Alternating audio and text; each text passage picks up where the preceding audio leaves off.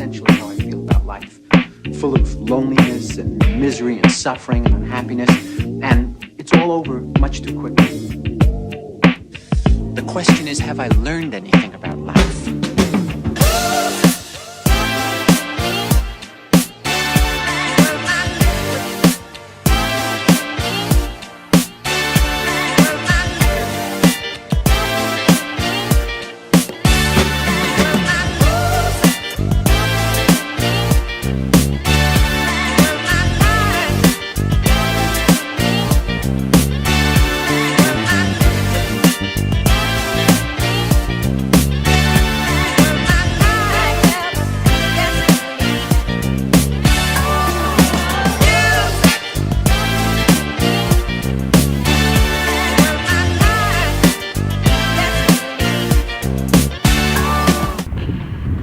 So recently I bought something called a dead cat.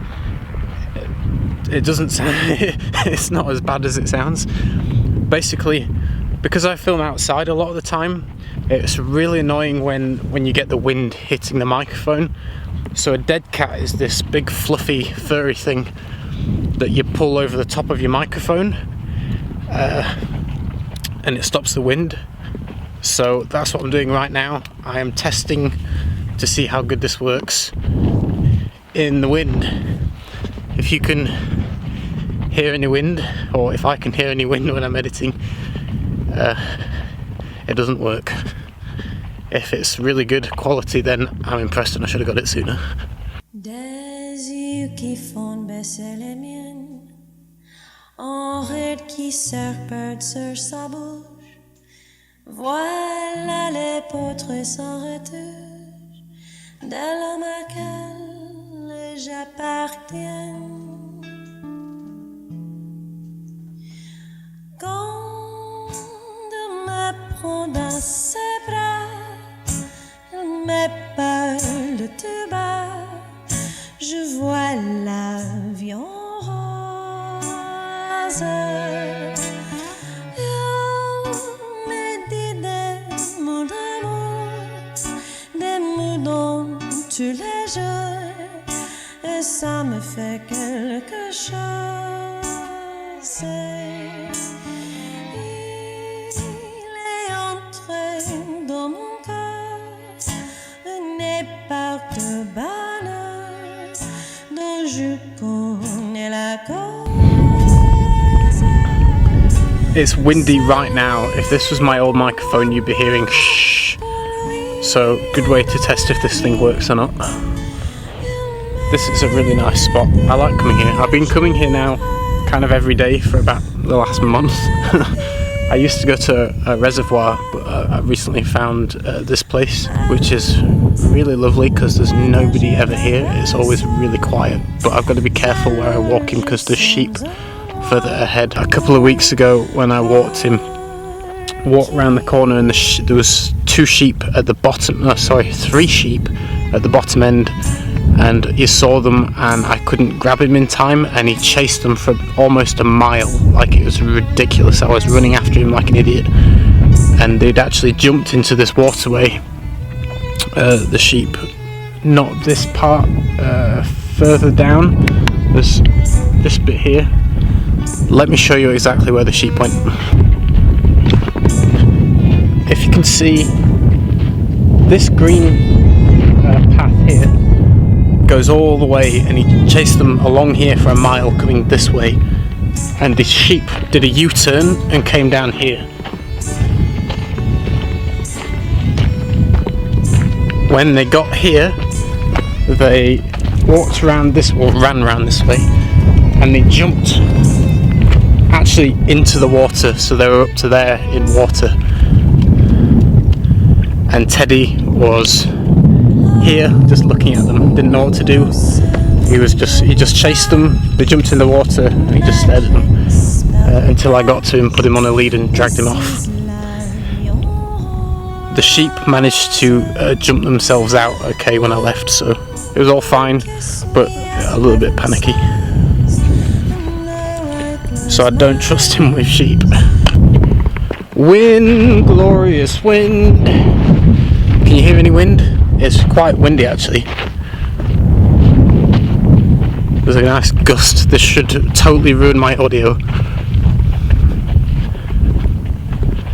Let's see if this thing's worth the money. Teddy is just there. We're having a nice little walk on. It's pretty much a summer's day. It's very, very warm. It's really lovely today. And I'm just by the water here. I've been testing a few fragrances recently. I tested all the Towerville that I bought. The Rose Flash, to me, smelled very feminine. It's super sweet. It's almost too sweet for me to enjoy it. I think on a woman from a distance, like in the air, it would be nice. But close up, it kind of gives me a headache. It's like way hyper sweet. In the opening, it kind of reminds me of Jello, or jelly for the English, Jello for the Americans. And then it goes into this raspberry, jammy kind of rose that's very, very sugary sweet. It would be a little nice if it was less sweet for me. It's just a little bit too hyper. Vanilla Flash was the nicest, but very, very feminine. I wouldn't be comfortable wearing it personally.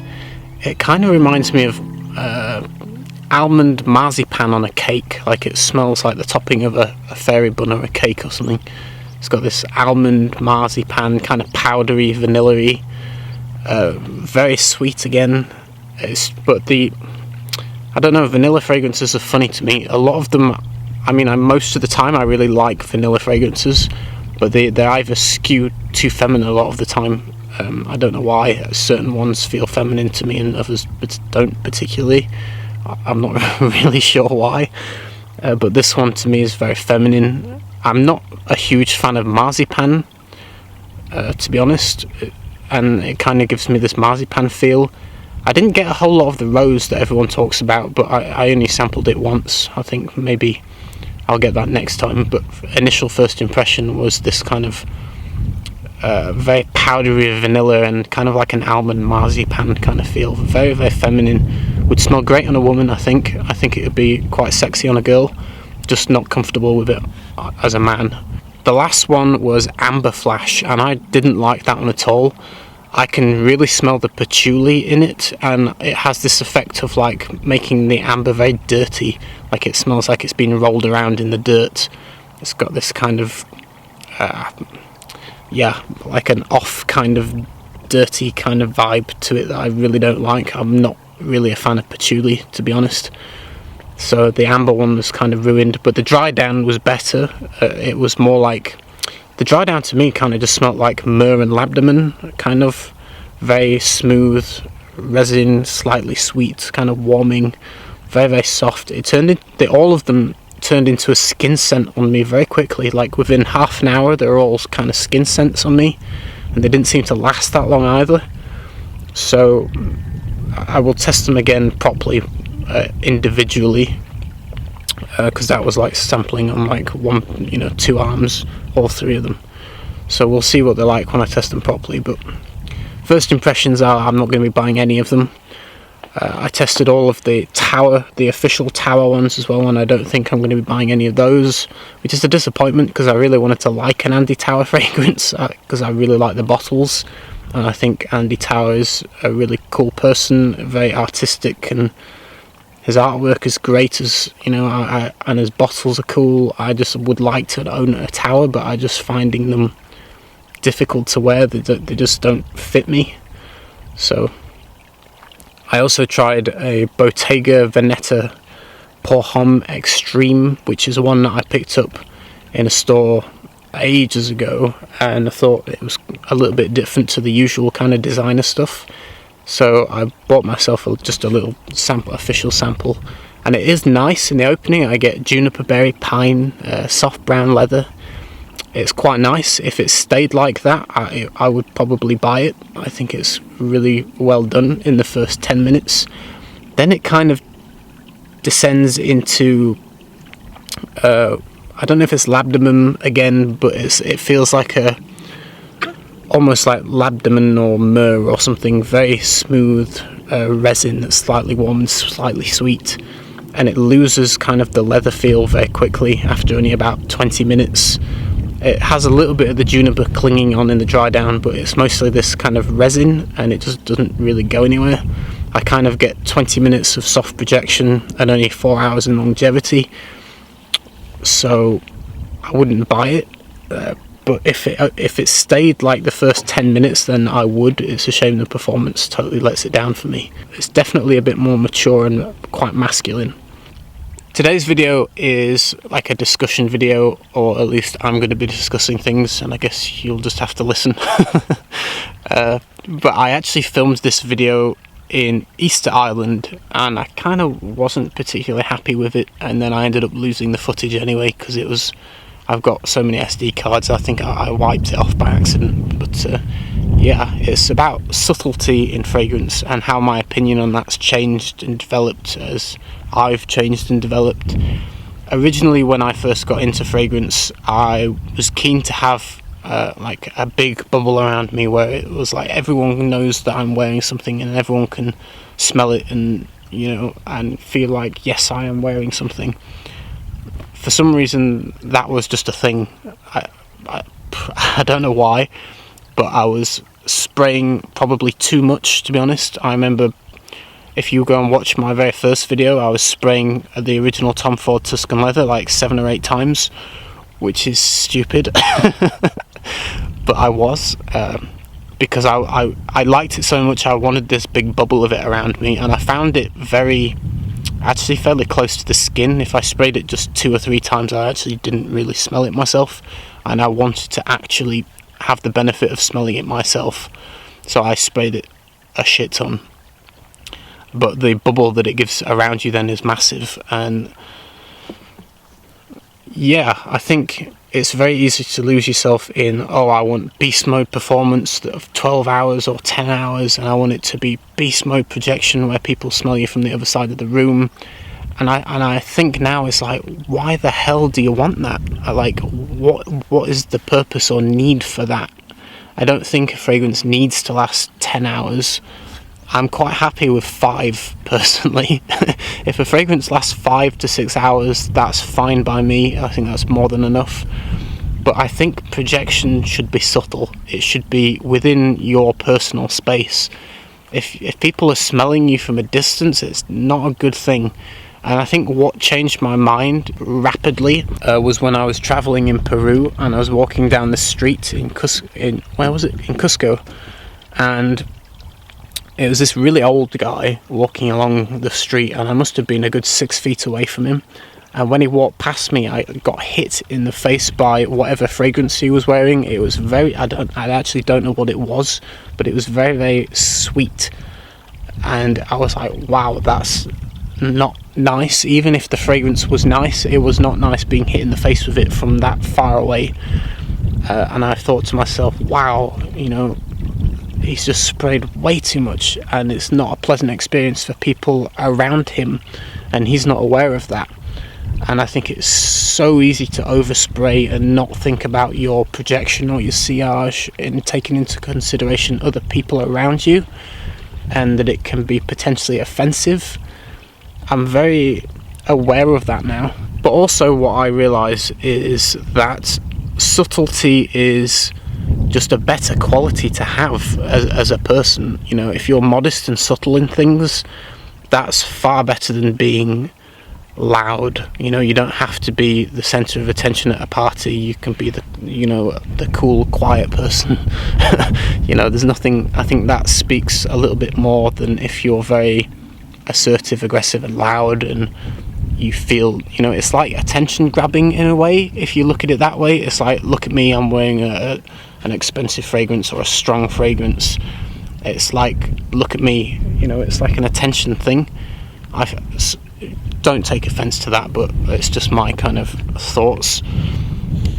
I think there's certain situations where it's applicable, like if you're in a nightclub, you're a young teenager dancing in a nightclub, then whatever, you know, it's fine. But for like grown-ups, you know, for like everyday life, and I think it's important to be subtle, and your fragrance should be, you know, in your bubble. People should really only smell you when they come closer to you. If they're smelling you from the other side of a bar, then it's a really bad thing. It also has a more romantic appeal. If a person just gets a very light whiff of you when they come very close to you, they're like, oh, wow, this person smells really good, and they want to get closer to you to smell a little bit more. Whereas if they smelt you from the other side of the room or 6 feet away before they even met you, then the romantic kind of image is gone. They just think, oh, it's a guy that sprayed too much cologne. You know, it loses that little bit of magic. I think if you want a little bit of mystery and sexiness to your personality, then subtlety is the way to go. Definitely. It's like a dark horse, someone that doesn't show all their cards. They're a little bit, you know, they've got things hidden that are interesting about them. And I think a subtle fragrance helps with that kind of persona as well. Is, you know, you don't have to shout, you don't have to show off, you're just being you, and when someone comes close to you they go, wow, okay, this person smells really good, and it just adds a little bit of extra interest to your personality, your persona. I think it's a really good thing to be subtle, and it often gets overlooked in fragrances. People kind of, you know, knock down a fragrance for having weak projection, and I think I've done it in the past as well, where I've said, you know, it's complete crap, it doesn't project it. I mean, it has to project a little bit, obviously, otherwise it is useless, it has to do something, but it should be subtle. And when you own a strong fragrance, you have to be very careful how much you spray. Satin Mood is nuclear on me. I only ever spray that once, and it's like here underneath my top, so my top kind of covers the projection a little bit. It's so important to think how much you are spraying, how strong is the fragrance, getting a balance of where the projection is an acceptable kind of nice subtle level. If it's a really strong fragrance, go very, very light. If it's a weak fragrance, you can spray a bit more. Just be aware of how much it is pushing out. You don't have to shout with a loud fragrance. Sometimes having a quieter fragrance says a lot more about you. That's it, guys. Again in the next one. Bye, guys.